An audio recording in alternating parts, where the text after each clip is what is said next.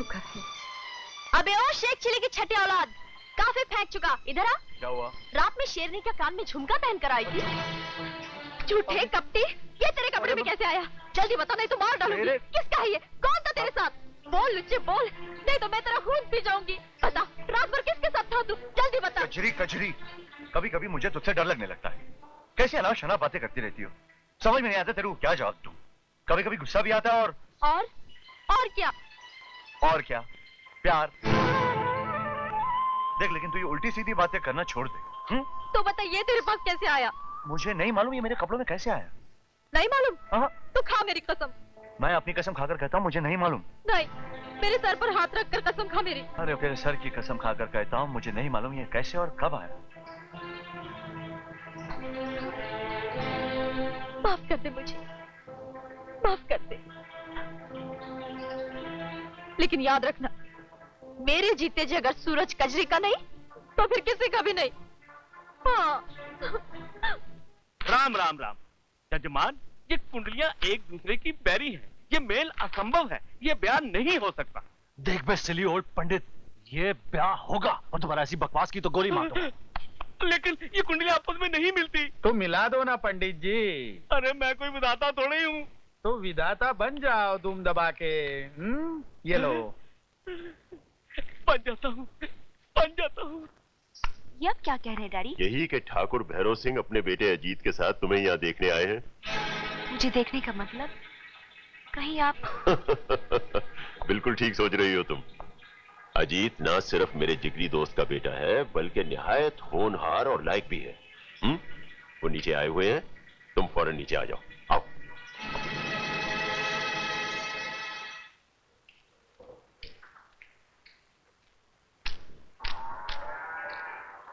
ए भोपू, बड़ा सज धज के जा रहा है।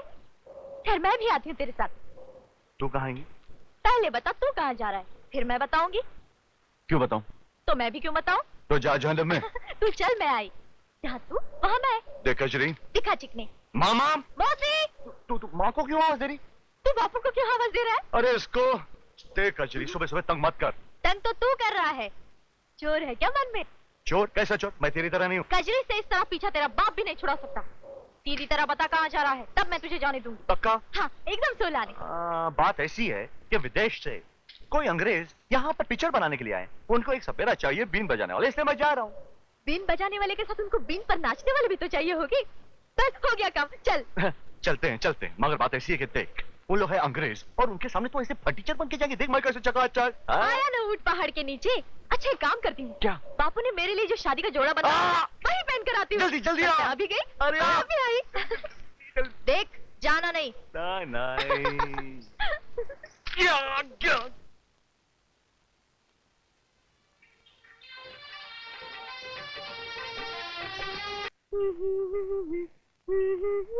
कजरी डूब गई लुटिया। कर दिया ना कबाड़ा, पीछे से आवाज दे दी। अरे पगली, मन चंगा तो कठौती में गंगा। क्यों जा रही थी मंदिर? आज पूरन मासी है मौसी।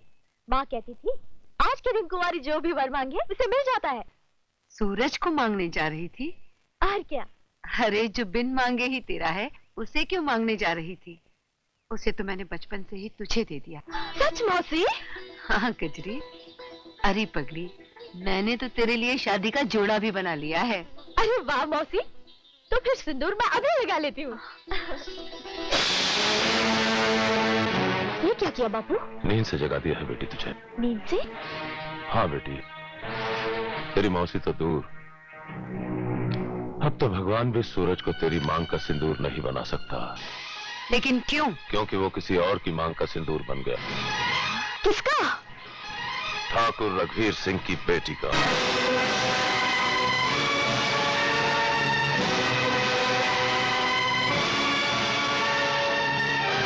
गई थी।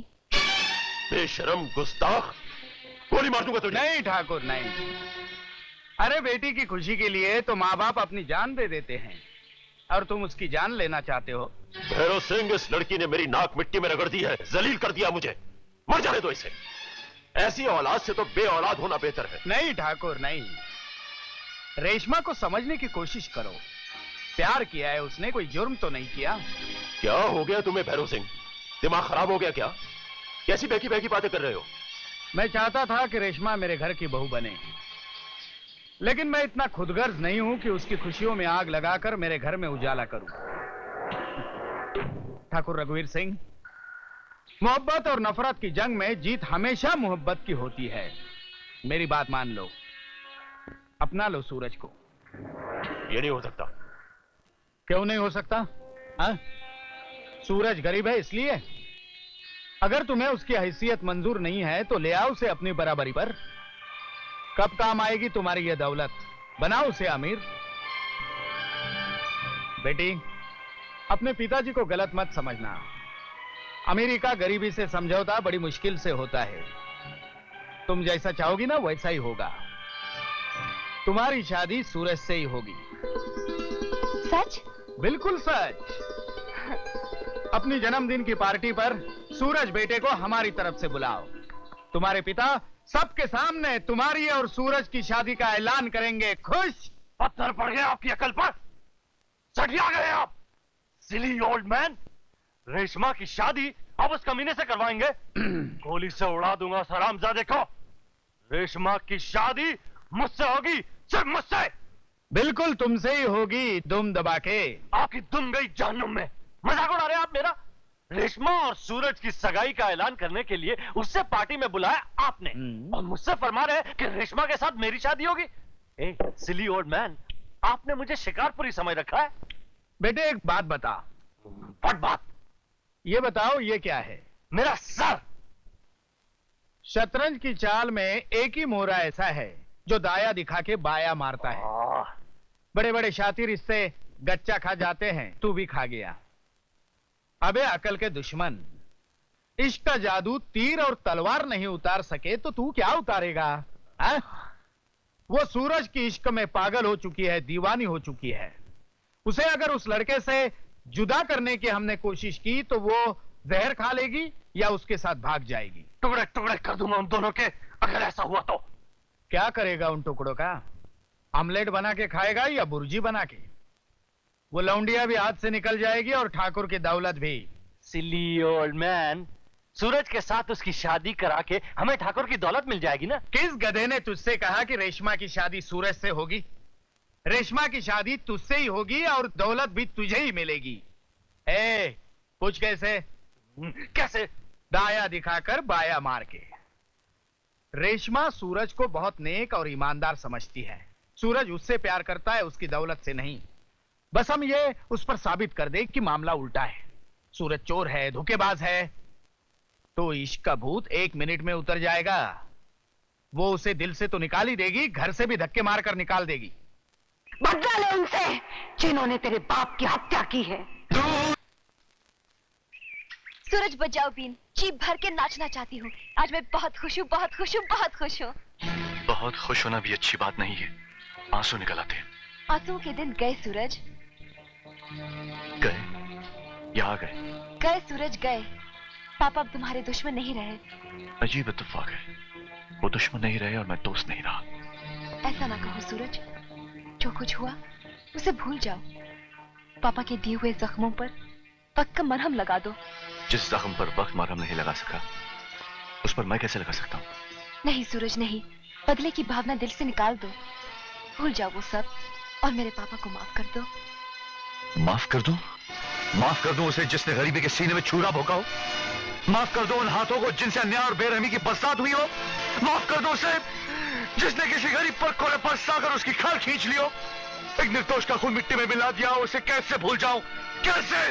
नहीं सूरज, मोहब्बत को नफरत पर कुर्बान मत करो, हम बर्बाद हो जाएंगे। हम आबाद ही कब थे जो बर्बाद हो जाएंगे?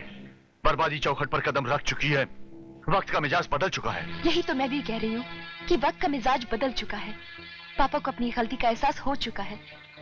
वो शर्मिंदा है सूरज, वो सबके सामने प्रायश्चित करना चाहते हैं। सूरज, कल मेरा जन्मदिन है, खास तुम्हारे लिए पार्टी रखी है। वो तुम्हें सबके सामने अपनाएंगे।